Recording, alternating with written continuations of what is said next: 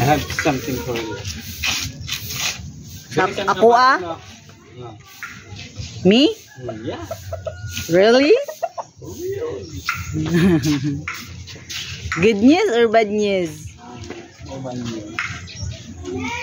Uy, ambisan na kadali be ang kuan kay pakano sa si potato eh.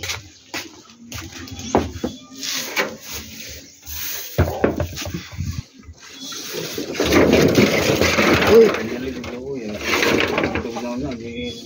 Sorry ko titoy. It's my pulse. Ta dito ata sa sulod ta. Tapos ilabas mo muli niya. Dili ana lang ta kay para maka-exercise siya, ganahan man siya mag-exercisers.